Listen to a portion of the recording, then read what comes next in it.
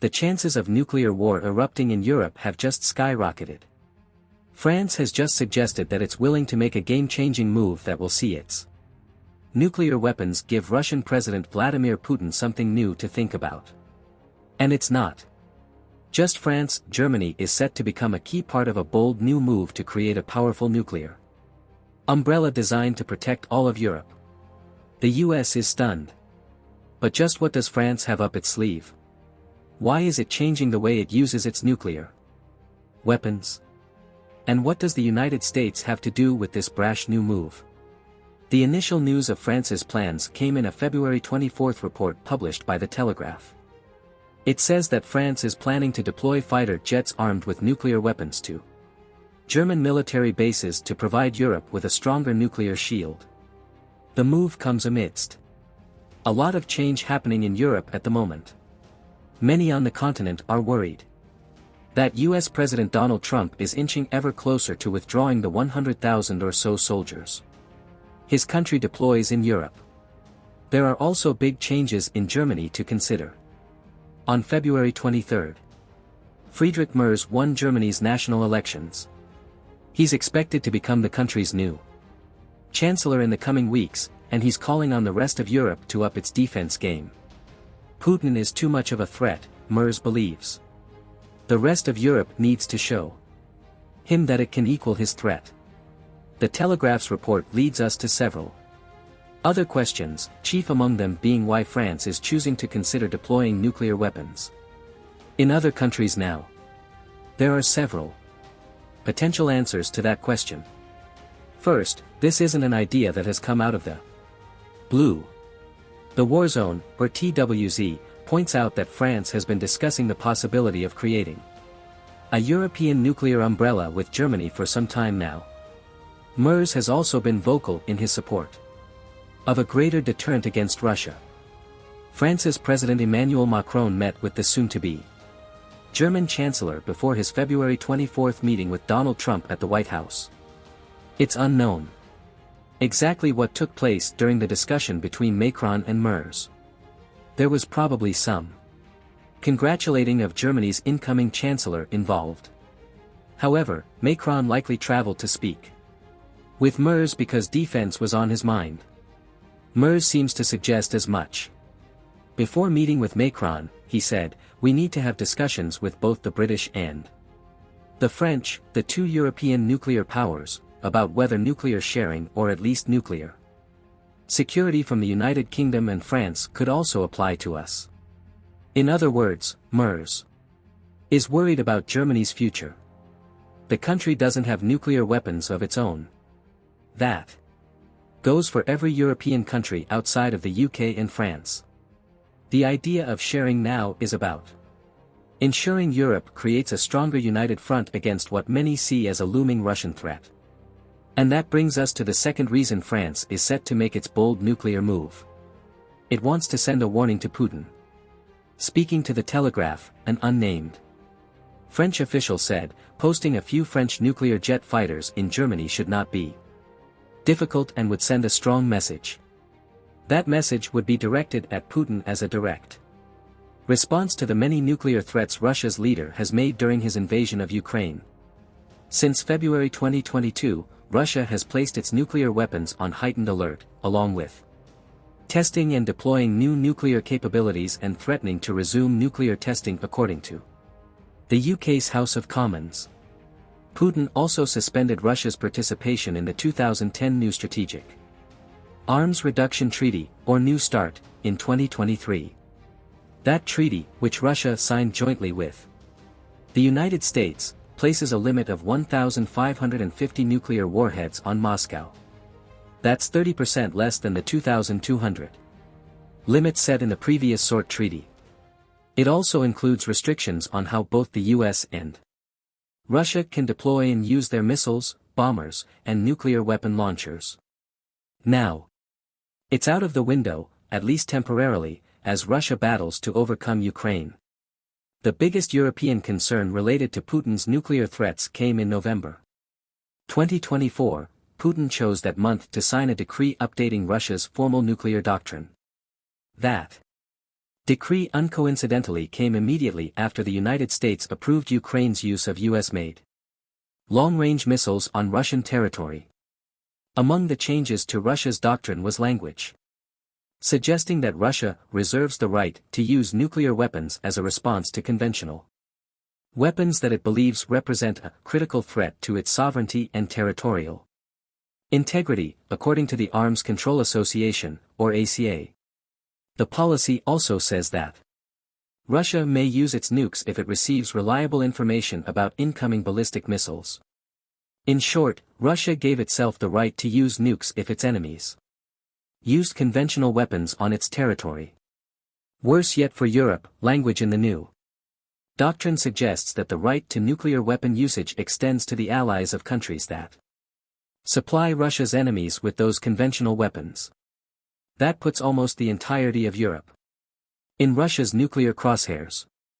The European Union, or EU, alone, of which Germany and France are members, has contributed almost $139 billion in aid to Ukraine since Putin launched his invasion. There's also another $120.80 billion waiting to be allocated. Most of this money has gone toward purchasing weapons Ukraine is using right now to attack Russia, both in Ukraine and on Russia's territory. Based on these actions, the conditions for triggering Putin's new nuclear doctrine has already been met. France's bold move is a direct response to Putin's nuclear rhetoric. Yes, Russia has access to nuclear weapons and is threatening to use them. However, Europe isn't helpless on that front. By moving some of its nukes to Germany, France places them within closer range to nuclear rocket Russia. If Putin launches a nuclear attack, France's latest move means that Europe is primed to respond. But why is France choosing to send this message now? We hinted at the reason earlier.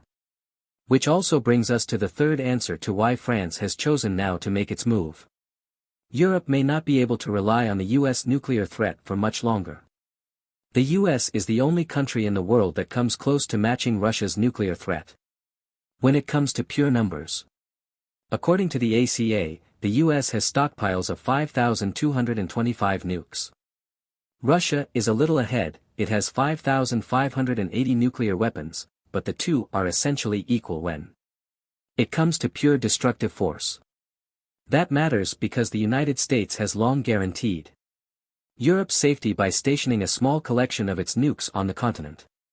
The majority of those warheads are held at a military base in Germany, which is home to around 100 missiles.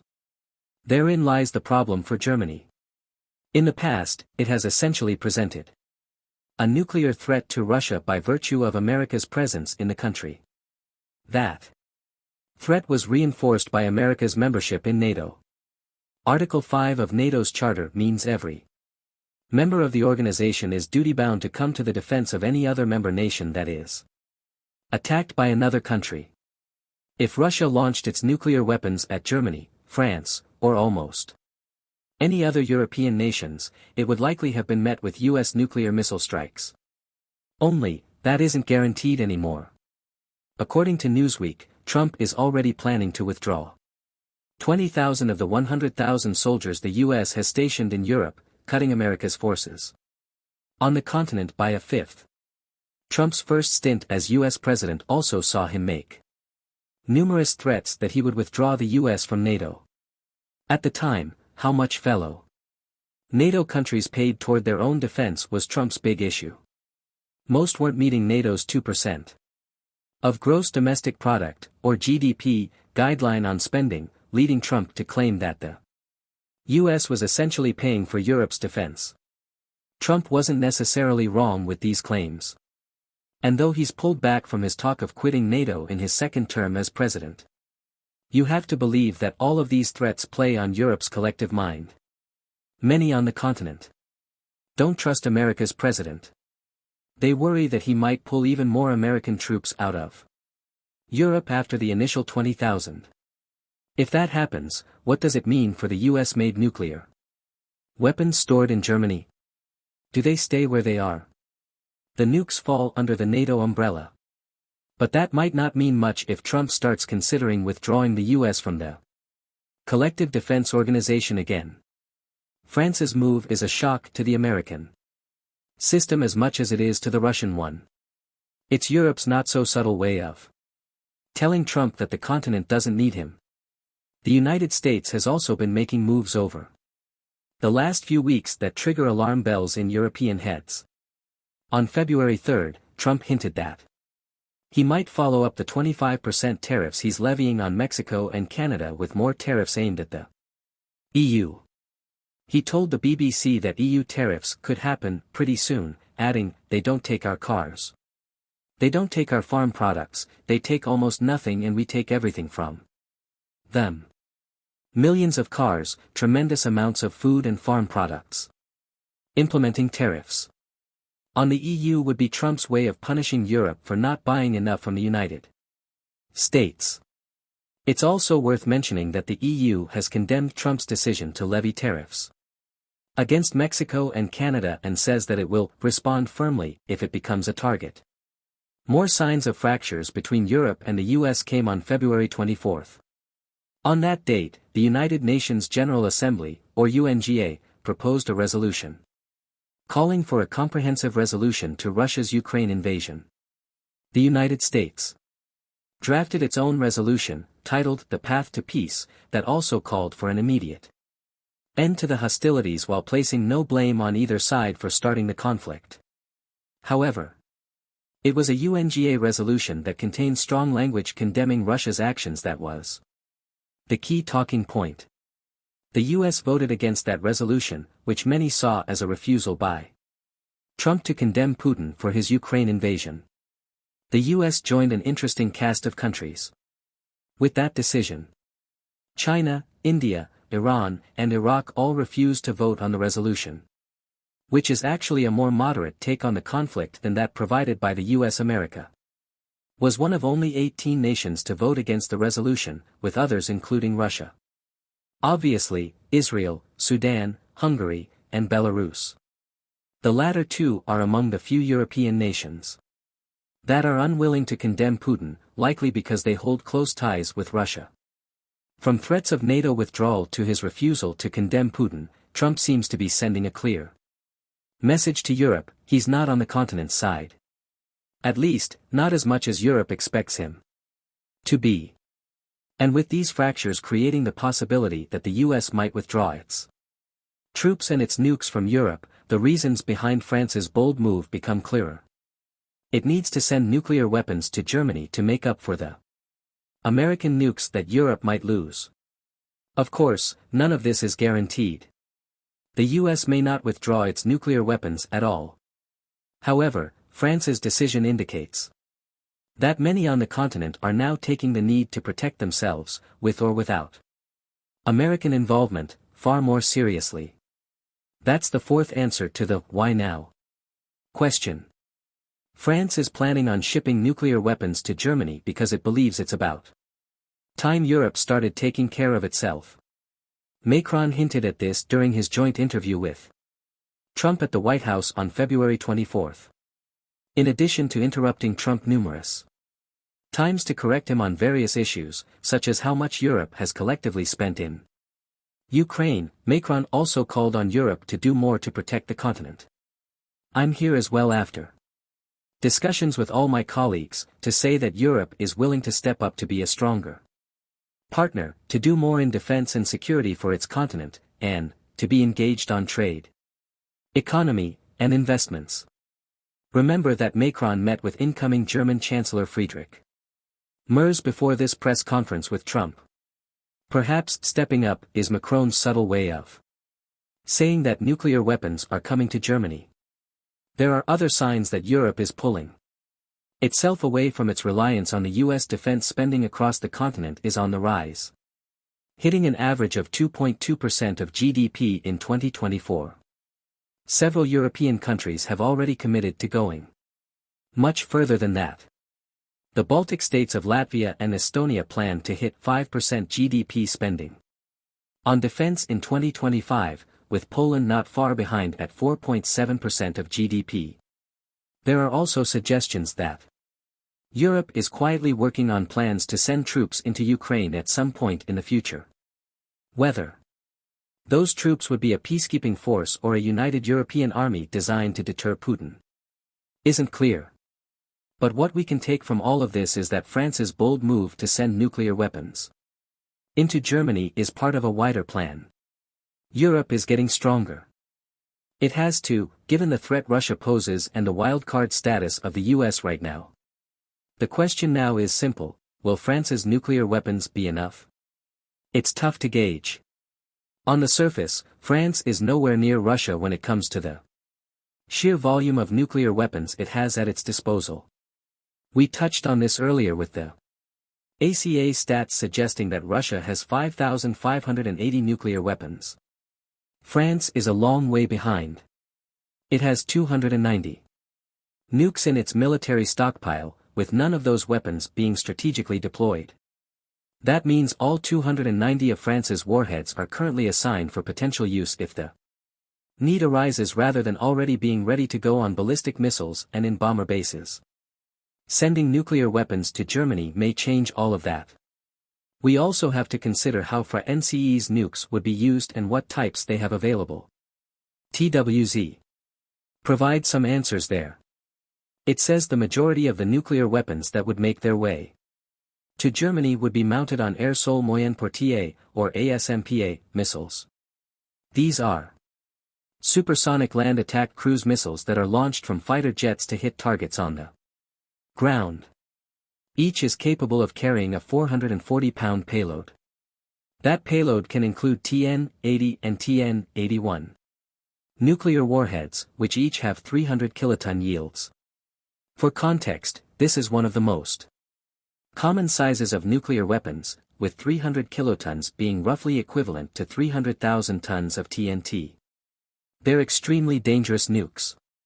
The American Academy of Arts and Sciences says that a single 300 kiloton nuke would create a 1-mile wide fireball that reaches 200 million degrees at its center. Half a second after detonation, all streets and metal surfaces within 3/4 of a mile would dissolve. A massive blast wave would follow, generating winds of up to 750 miles per hour that crush buildings and send vehicles flying. 3 miles away from the blast zone, the clothes on people's backs would burst into flames, with any exposed skin suffering immediate third-degree burns. Ultimately, the wide area fire generated by just one of these nukes would have a radius of up to 4.5 miles and would destroy an entire area of up to 65 square miles, more than enough to devastate almost any Russian city. The ASMPA missile used to send these nuclear warheads to their destinations is also capable of traveling up to 310 miles. That's not an especially long range. The distance between Berlin and Moscow is about 1,000 miles, meaning France couldn't just launch its nukes from the safety of German territory. It would need the second part of the package.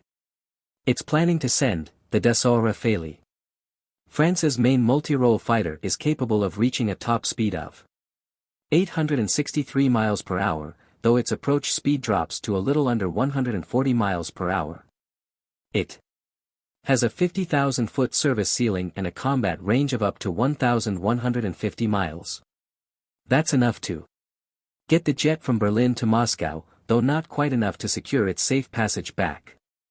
TWZ says that France and Germany would likely use aerial tankers, which are massive aircraft used to refuel other planes while they're in the air, to ensure the Rafales can make their dangerous journeys before returning to base. Better yet, none of France's nuclear weapons fall under the NATO banner. The ASMPA is a sovereign capability, says TWZ, which means it isn't part of the dual-key arrangement that led to the US supplying its B-61 nuclear warheads to Europe. France can do whatever it pleases with its nukes in terms of deploying and using them without worrying about NATO's guidelines. That's good news for Europe. However, there's another wild card within France's bold nuclear plan that we haven't discussed yet. The United Kingdom. Will it get involved, and also supply Germany with nuclear weapons to use as a frontline deterrent against Putin. It would be a powerful ally if it did. The UK has 225 nukes in its military stockpiles, which would almost double Europe's deterrent against Russia. The country's Trident warheads can also be launched from submarines, which delivers a second option in terms of how Europe could attack Russia. However, the UK hasn't confirmed anything yet. There are signs that it might be willing to join France in contributing to Europe's new nuclear shield, though. During a visit to Kiev on Monday, former UK Prime Minister Boris Johnson claimed that there was a moral case for Ukraine to have its own nuclear weapons. Current Prime Minister Keir Starmer has also sided with European leaders ahead of Trump in calling for a resolution to the Ukraine war. The UK was among the nations that signed the UN resolution that the US voted against. Plus, Britain has indicated a desire to sign a defence and security pact with the EU, which would be vital given that the UK is no longer part of that collective. France's move may be designed to get the UK involved, too. An unnamed diplomat who spoke to the Telegraph says, if the French move to place a nuclear deterrent in Germany, it would indeed increase pressure on the Brits to follow suit. My understanding is that on the CDU, or Counter-Disinformation Unit, side, the thinking is we need a nuclear umbrella, we want to have a say in this, we should be ready to talk about this. And we are willing to pay for it.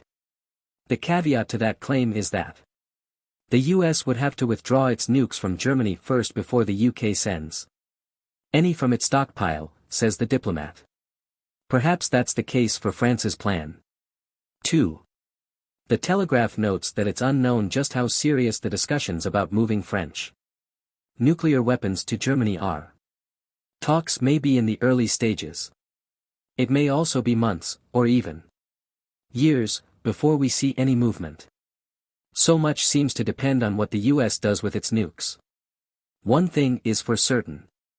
Putin can't rely on the US pulling its nukes to minimize the threat Europe poses to his imperialistic ambitions anymore. France is willing to replace those nuclear weapons with warheads of its own, showing Putin and Trump that Europe is taking what happens on its continent very seriously. But what do you think about France's bold move? Is it sending a message to the US with its nuclear plans? How will Putin respond? Let us know what you think in the comments and subscribe to our channel for the latest news about how Europe plans to defend itself against Russia.